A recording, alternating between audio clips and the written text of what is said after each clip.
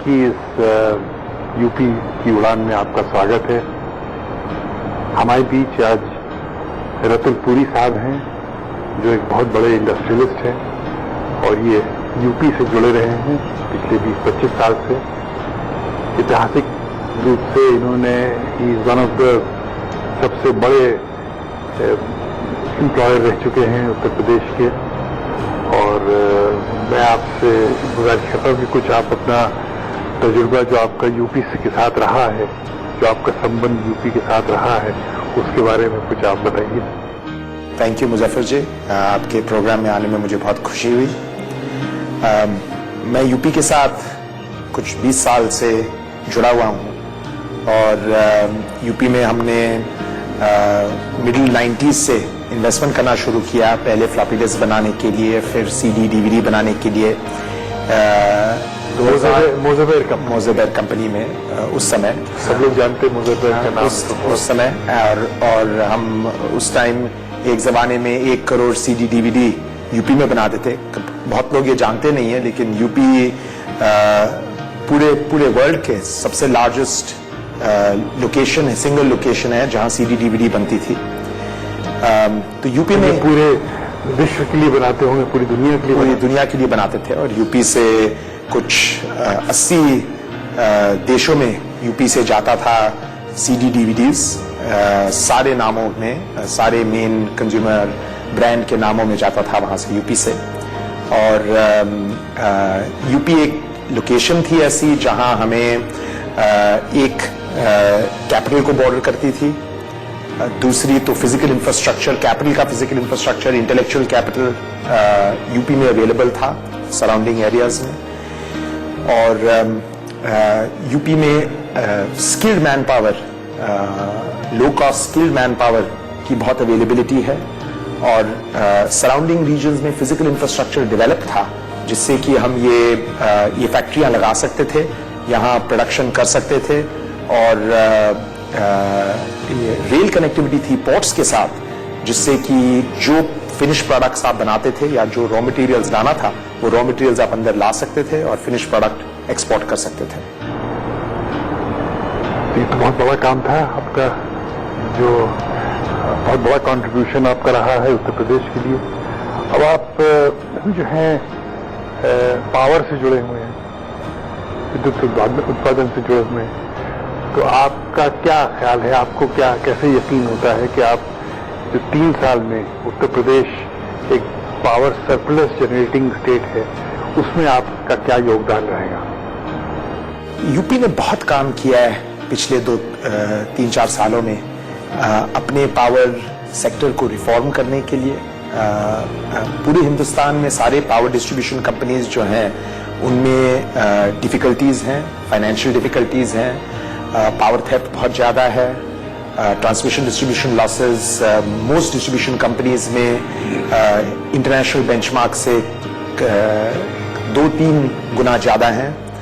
तो यूपी ने बहुत काम किया है लास्ट 2-3 साल में अपने, पहले तो डिस्ट्रीब्यूशन इंफ्रास्ट्रक्चर बनाने के लिए, सब स्टेशंस क्रिएट करने के लिए बहुत इन्वेस्टमेंट हुई है, फिजिकल ट्रांसमिशन लाइन ले करने के लिए, ट्रांसफॉर्मर्स लगाने के लिए, जिससे कि पूरी डिस्ट्रीब्यूशन इंफ्रास्ट्रक्चर बिल्डअप हो रही है। इसका इम्पैक्ट नेक्स्ट 2-3-4 सालों में यूपी के जो सिटीजन्स हैं उनको दिखेगा। साथ में यूपी ने हिंदुस्तान का सबसे बड़ा टेंडर निकाला 6000 मेगावाट का, और इस टेंडर से वो पूरे हिंदुस्तान से बिजली खरीद रहे हैं और वो खरीद करके अपने कंज्यूमर्स को डिलीवर कर रहे हैं। हमने भी इस टेंडर में पार्टिसिपेट किया था हमारे मध्य प्रदेश के प्लांट्स से, और हम पहली कंपनी है जिन्होंने यूपी में इस टेंडर के नीचे बिजली की सप्लाई शुरू कर दी है। तो यूपी में पावर सिचुएशन इंप्रूव हो रहा है, और मुझे कॉन्फिडेंस है कि नेक्स्ट 2-3 सालों में यूपी अपने सिटीजन्स को बिजली दे पाएगी और इंडस्ट्री को 24/7 पावर सप्लाई कर पाएगी। तो उसको डिपेंड करना पड़ेगा आप जैसे लोगों पे, अलग अलग जगहों से जहाँ से पावर जनरेट होता है उसको लाके लोगों तक पहुँचाने में। तो यूपी लोकल पावर स्टेशंस भी बना रहा है, अपनी पावर स्टेशंस भी बना रहा है, लेकिन कोयला दूर से आना पड़ता है। तो क्योंकि यूपी में ज्यादा कोयला है नहीं, तो कोयला छत्तीसगढ़ से, झारखंड से, उड़ीसा से यूपी आना पड़ता है, उससे बिजली का दाम बढ़ जाता है। तो यूपी के लिए फेवरेबल पोजीशन है कि बिजली वहीं उन स्टेट्स में बने और यूपी बिजली खरीदे।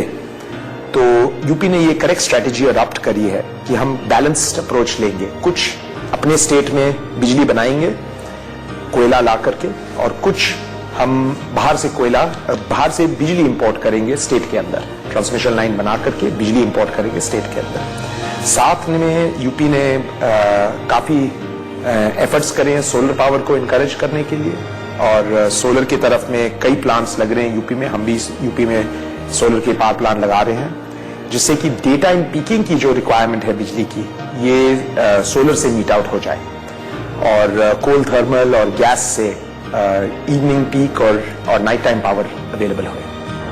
तो आपका जो इतना तजुर्बा रहा है उत्तर प्रदेश में, आपका क्या ख्याल है कि सरकार से और राजनीति में जो लोग हैं या जो अफसरान हैं, जो ब्यूरोक्रेट्स हैं, उनसे आपका जो डीलिंग में आपको क्या आसानियां?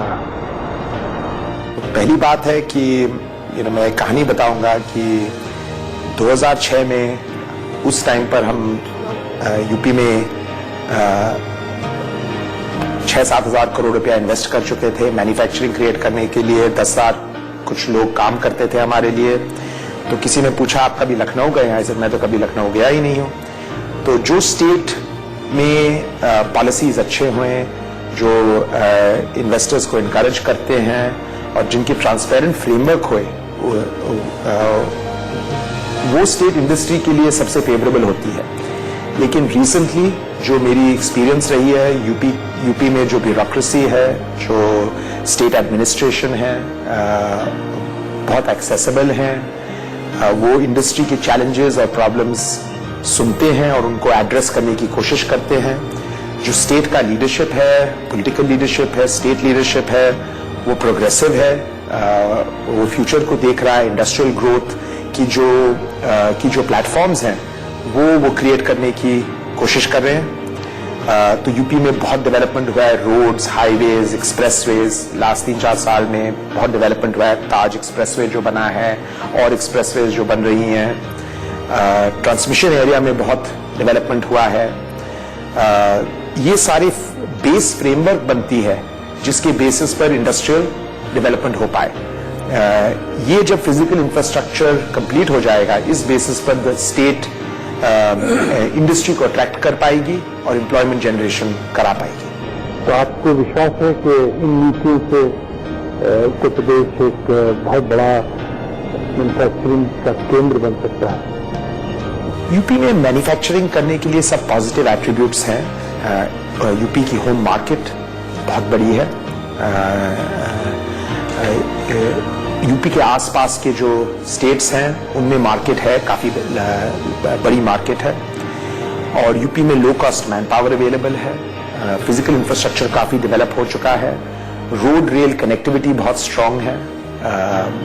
जो इंटरनल कंटेनर डेपोज हैं यूपी में, जिससे कि पोर्ट से माल अंदर आ सकता है रेल कनेक्टिविटी के थ्रू, और रोड कनेक्टिविटी जिससे कि फिनिश प्रोडक्ट मार्केट में पहुंच सकता है, ये यूपी में काफी डेवलप हो चुकी है। बिजली अब यूपी में अवेलेबल होने लग गई है, और बिजली एडिक्वेट, बिजली का जो इंफ्रास्ट्रक्चर है, डिस्ट्रीब्यूशन इंफ्रास्ट्रक्चर है, वो क्रिएट होने लग गया है। तो यूपी में सारे खाने के जो स्वाद खाना बनाने के लिए इंग्रेडिएंट्स होते हैं, वो सारे प्रेजेंट हैं, मौजूद हैं। तो इससे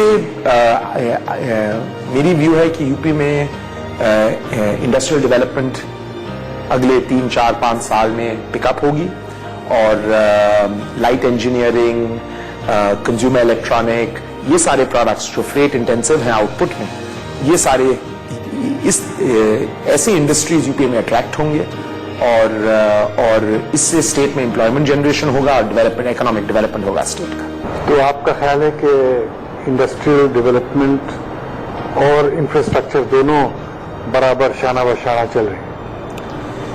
तो पहले इंफ्रास्ट्रक्चर बनाना पड़ता है, फिर इंडस्ट्री आती है। तो जो स्टेट गवर्नमेंट कर रही है, जो स्टेट की लीडरशिप कर रही है, जो चीफ मिनिस्टर का विजन है कि हम स्टेट में पहले इंफ्रास्ट्रक्चर बनाएंगे और फिर बाहर जाकर के इन्वेस्टर्स को बोलेंगे ये इंफ्रास्ट्रक्चर हमने आपके लिए क्रिएट किया है और इस बेसिस पर हम आपको प्लग एंड प्ले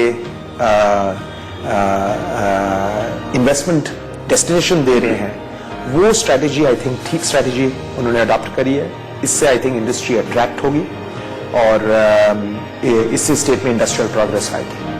सो ये जो पॉलिसीज हैं आपकी नज़र में, इंडस्ट्रियल पॉलिसीज जो हैं वो मतलब कदम ब कदम आपके साथ चल रही हैं, they are supporting you as you are going ahead, you think that's happening in the right way?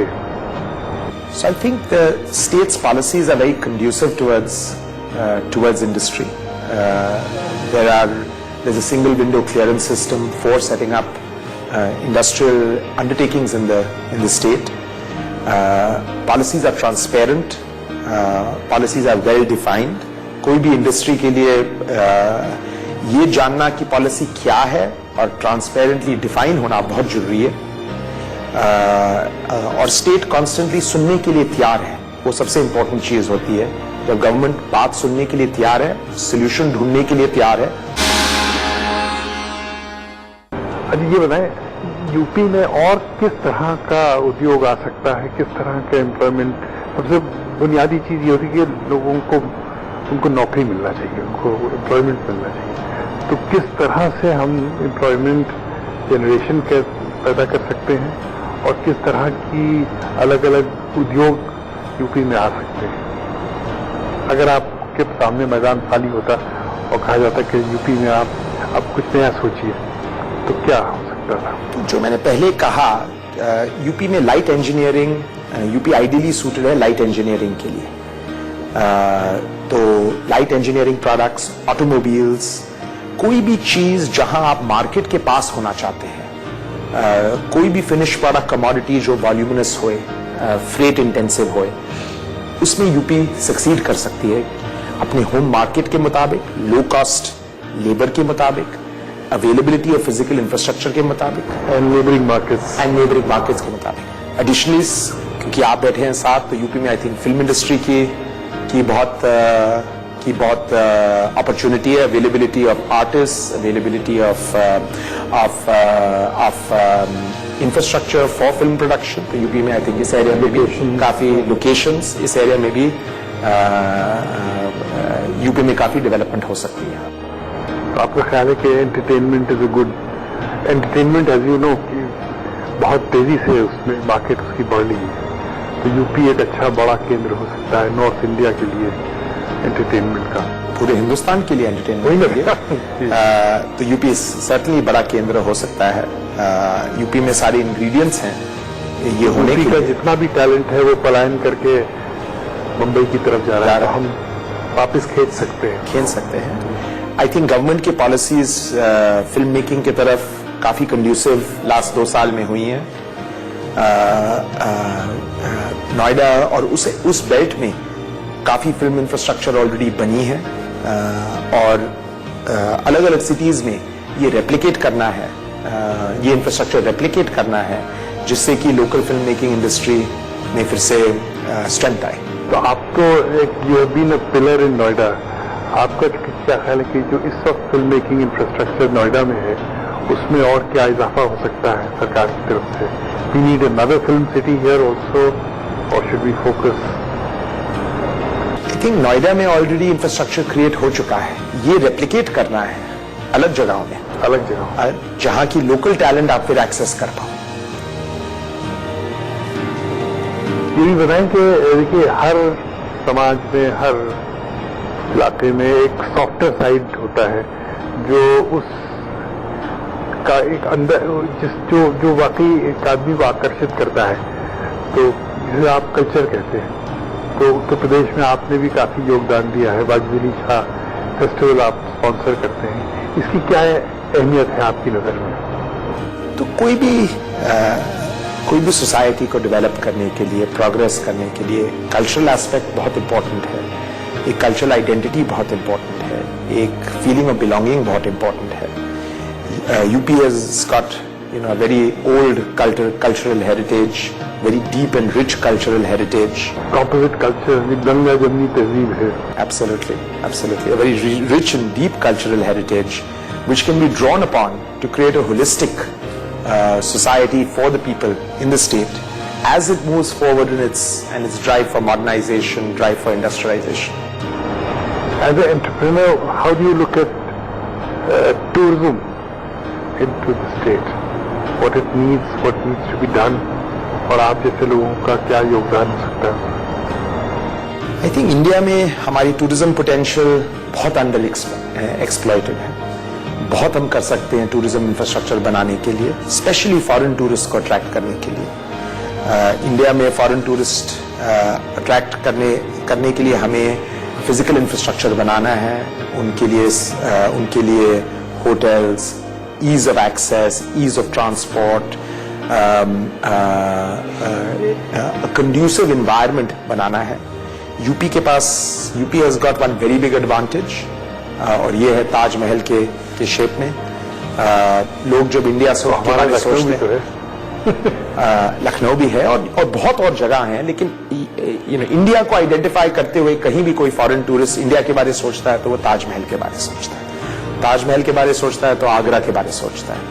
तो ये मेजर अट्रैक्शन यूपी में है जो ताजमहल है, जिसको यूज करके वो टूरिस्ट जो ताजमहल पहुंच जाता है उसको वहां से लखनऊ और इतने सारे जो यूपी में टूरिस्ट डेस्टिनेशंस है, बनारस टूरिस्ट डेस्टिनेशंस है, वहां उनको ड्रॉ करा जाए। तो उसके लिए अगेन गवर्नमेंट को फैसिलिटेटिंग रोल प्ले करना है, जिससे कि जो इंफ्रास्ट्रक्चर नीडेड है टूरिस्ट के लिए वो बने और वो डेवलप हो जाए स्टेट में। तो ये जो हेरिटेज आर्ट के बारे में तो आपने इश्तिहार देखे होंगे, इसके बारे में क्या ख्याल है आपका? आगरा, लखनऊ एंड बनारस को जो जोड़ना, ये स्ट्रैटेजी और आइडिया बहुत ही अच्छी स्ट्रैटेजी आइडिया, इसी को मैं अल्यूड कर रहा था जो मैं अभी आपको बोल रहा था कि आगरा में ड्रॉ करके ये हेरिटेज आर्ट में हमें टूरिस्ट को लाना है और इससे उन रीजन्स का भी डेवलपमेंट बढ़ेगा। तो आपको ये इसका यकीन है कि पर्यटन से इंडस्ट्री को बढ़ावा मिल सकता है? एब्सोल्युटली, टूरिज्म इंडस्ट्री यूपी में बहुत पोटेंशियल है। नहीं, मतलब एक ओवरऑल इंडस्ट्री को भी बढ़ावा मिल सकता है? इंडस्ट्री को बढ़ावा जरूर मिल सकता है। कल्चरल एस्पेक्ट से इंडस्ट्री को फायदा होता है। इंडस्ट्री को होलिस्टिक डेवलपमेंट देखनी है। खाली इंडस्ट्रियल ग्रोथ से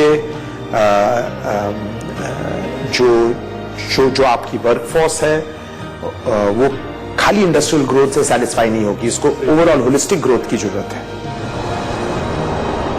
तो thank you Ratul for being with us. आपने हम लोगों को काफी दिमाग में आपने रोशनी पैदा की।